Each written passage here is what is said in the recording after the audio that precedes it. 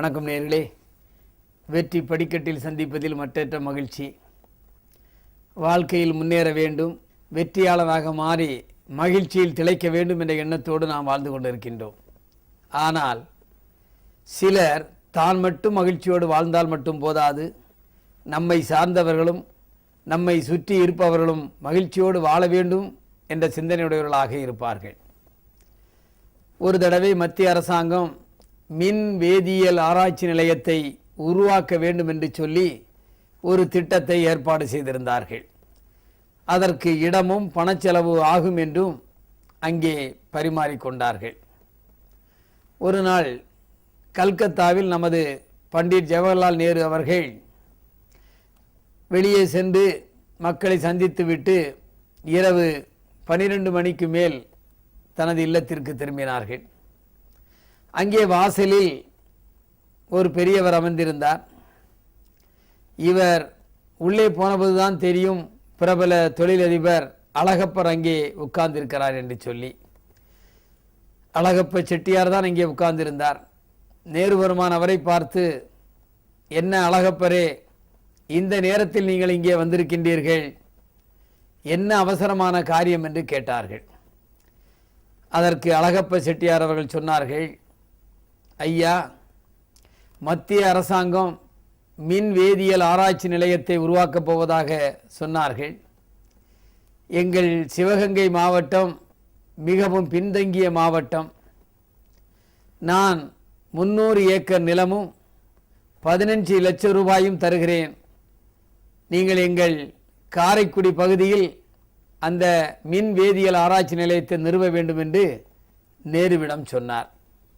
சொன்னதோடு மட்டுமல்லாமல் கையிலே எடுத்து சென்றிருந்த 15 லட்சம் ரூபாய்க்கான காசோலையும் அங்கே கொடுத்தார். நேருவுக்கு ஆச்சரியமும் மற்றற்ற மகிழ்ச்சியும் ஏற்பட்டது.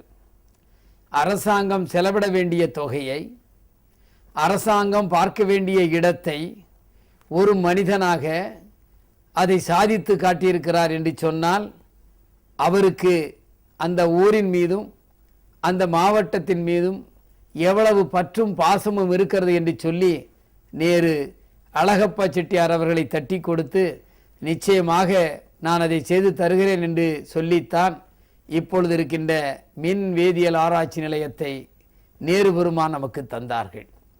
தனி மனிதனாக அழகப்ப செட்டியார் அவருக்கு தேவையானதை வாங்கி பயன்படுத்தி அனுபவித்திருக்கலாம். ஆனால் நம்மை சார்ந்த மக்கள், நம் ஊர் மக்கள் நன்றாக இருக்க வேண்டும் என்ற சூழ்நிலையோடு தான் அழகப்ப செட்டியார் அவர்கள் அதை செய்தார்கள். இப்படித்தான் ஒவ்வொருவரும் காரியங்களை செய்ய வேண்டும். தமிழக அரசு கூட நமக்கு நாமே திட்டம் இருக்கிறது. சில இடங்களில் அரசாங்க பணமில்லை என்று சொன்னால் நாம் 3இல் 1 பகுதியை கட்டினால் அரசாங்கம் 3இல் 2 பகுதியை நமக்கு தருகிறது. எனவே பொதுவாக மக்கள் பயன்படுத்துகின்ற ஒரு செயலை நாம் செய்யலாம்.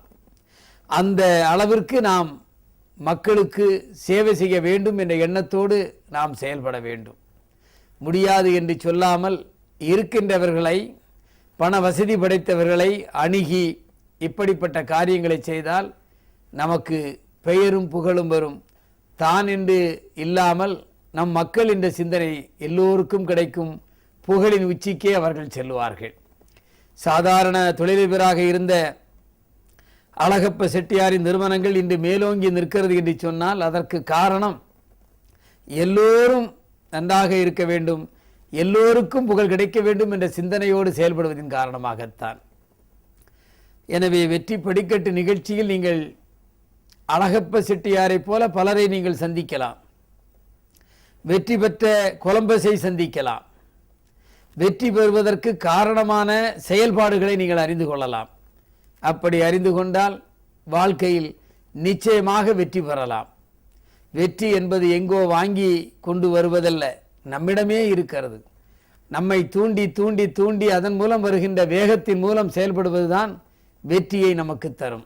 எனவே வெற்றி படிக்கட்டு நிகழ்ச்சியை பாருங்கள், பார்த்து வெற்றியாளராக மாறுங்கள் என்று சொல்லி மீண்டும் உங்களை நாளை காலையிலும் மாலை 7 மணிக்கும் சந்திக்கின்றேன். நன்றி, வணக்கம்.